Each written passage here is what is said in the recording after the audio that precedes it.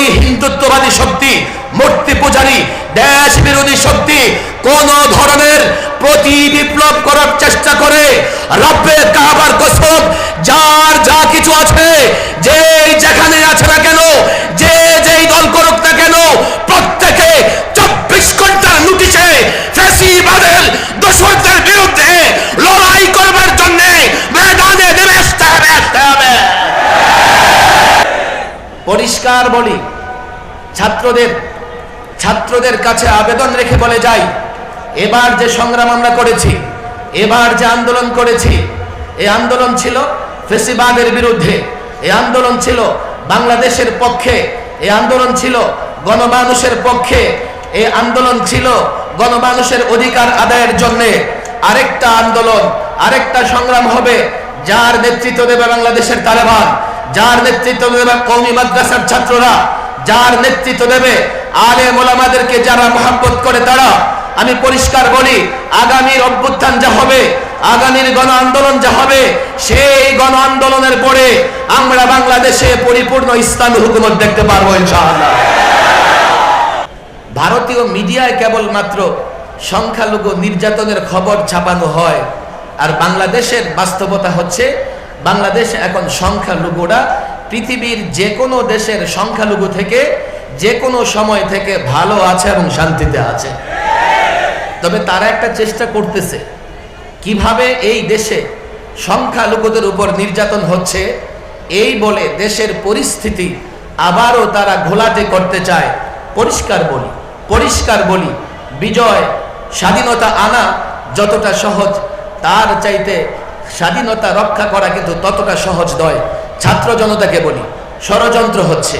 ছাত্র জনতাকে বলি, নানা দিক থেকে আমাদেরকে ছোট করবার জন্যে, আলেম ওলামাকে ছোট করবার জন্যে প্রপাগান্ডা চলতেছে।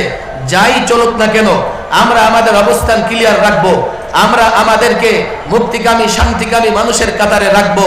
যারাই প্রপাগান্ডা করুক না কেন, যারা ওলামাদের বিরুদ্ধে লিখুক না কেন, যারাই মাদ্রাসা মসজিদের বিরুদ্ধে বলুক না কেন, আমাদের কিন্তু ময়দানে থাকতে হবে। পরিষ্কার বলি, যদি ময়দান ছেড়ে দেই, পরিষ্কার বলি, যদি প্রতি বিপ্লব হয়ে যায়, তাহলে বাংলাদেশ আর মুসলমানদের রাষ্ট্র থাকবে না, এটা গুজরাটের মতো, কাশ্মীরের মতো কোনো একটা রাষ্ট্র হয়ে যাবে। পরিষ্কার বলি, স্পষ্ট বলি, নিজেকে জাগ্রত রাখতে হবে, সচেতন রাখতে হবে। যদি হিন্দুত্ববাদী শক্তি, মূর্তি পূজারী, দেশ বিরোধী শক্তি কোন ধরনের প্রতি বিপ্লব করার চেষ্টা করে, রব্বে কাবার কসম, যার যা কিছু আছে, যে যেখানে আছে না কেন, যে যেই দল করুক না কেন, প্রত্যেকে 24 ঘন্টার নোটিশে ফ্যাসিবাদের দোসরদের বিরুদ্ধে লড়াই করবার জন্য ময়দানে নেমে আসতে হবে।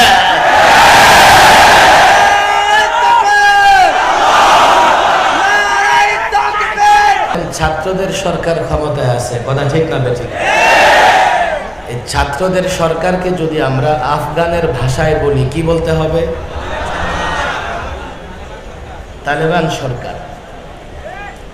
সিরাতুন নবী সাল্লাল্লাহু আলাইহি ওয়াসাল্লাম বিষয়ের উপরই আলোচনা করা দরকার। আমি যা দেখতে পাচ্ছি, আমাদের উলামায়ে কেরাম, ছাত্র সমাজ সিরাত মুখস্থ করে, তাদের জন্য সিরাতের 2-4টা লাইন শোনা খুব বেশি জরুরি নয়। তবে একটা স্বপ্ন বলতে যে স্বপ্ন আমরা জেগে থেকে দেখি, যে স্বপ্ন আল্লামা মুফতি আমিন রাহিমাহুল্লাহ নিজে দেখতেন, আমাদের দেখাতেন। আল্লামা মুফতি আমিন রাহিমাহুল্লাহ ছাত্রদের উপরে বড় ভরসা রাখতেন, ছাত্রদেরকে খুব বিশ্বাস করতেন। এই জন্যই আজকে সেই ঐতিহাসিক শব্দ, ছাত্ররা কোনোদিন বিক্রি হবে না।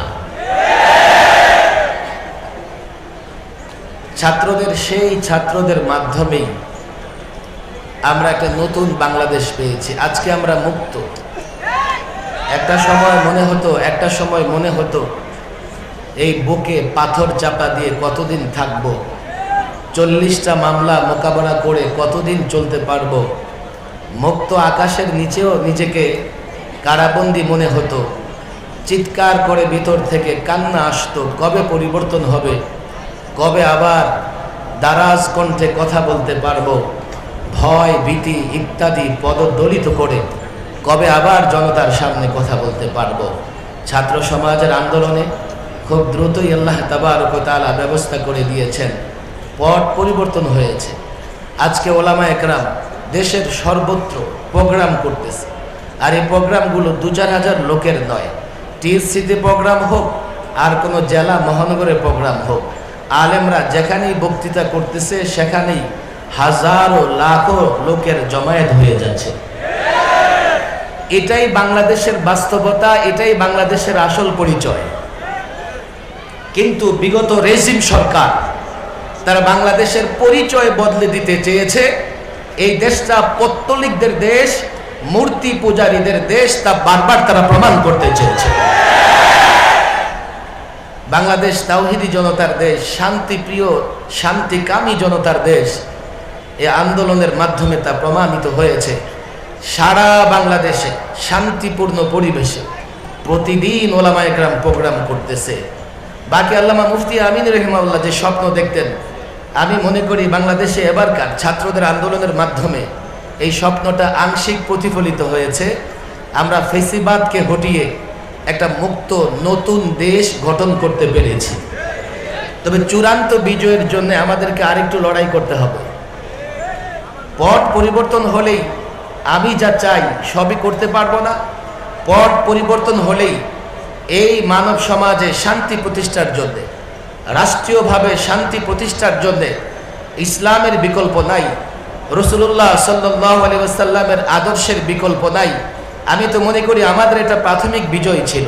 আমরা যেদিন ঘর থেকে রাষ্ট্র সর্বত্র রাসূলুল্লাহর আদর্শ বাস্তবায়ন করতে পারবো, সেদিন আমাদের চূড়ান্ত বিজয় হবে। পরিষ্কার বলি,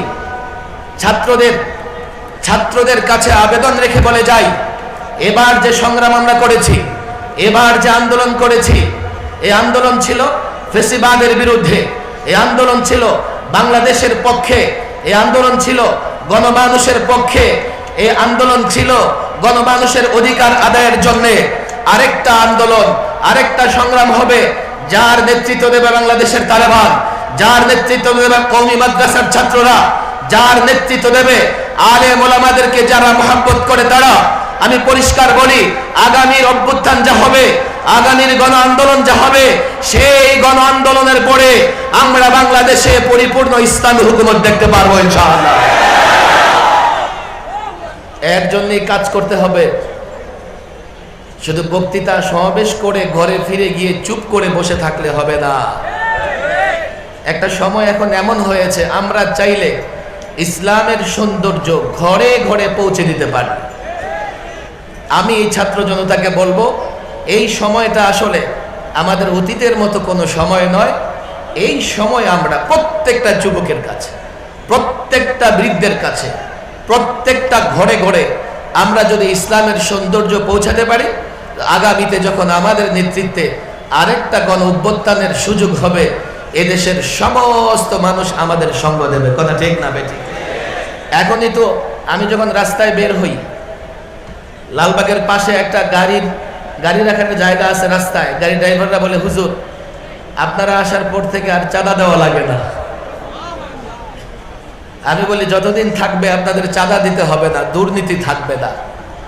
ভারতীয় মিডিয়ায় কেবলমাত্র সংখ্যালঘু নির্যাতনের খবর ছাপানো হয়, আর বাংলাদেশের বাস্তবতা হচ্ছে, বাংলাদেশ এখন সংখ্যালঘুরা পৃথিবীর যে কোনো দেশের সংখ্যালঘু থেকে যে কোনো সময় থেকে ভালো আছে এবং শান্তিতে আছে। তবে তারা একটা চেষ্টা করতেছে, কিভাবে এই দেশে সংখ্যালঘুদের উপর নির্যাতন হচ্ছে এই বলে দেশের পরিস্থিতি আবারও তারা ঘোলাটে করতে চায়।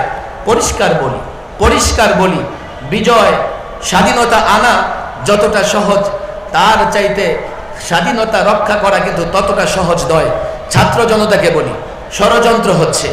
ছাত্র জনতাকে বলি, নানা দিক থেকে আমাদেরকে ছোট করবার জন্যে, আলেম ওলামাকে ছোট করবার জন্যে প্রপাগান্ডা চলতেছে। যাই চলুক না কেন, আমরা আমাদের অবস্থান ক্লিয়ার রাখবো। আমরা আমাদেরকে মুক্তিকামী শান্তিকামী মানুষের কাতারে রাখবো।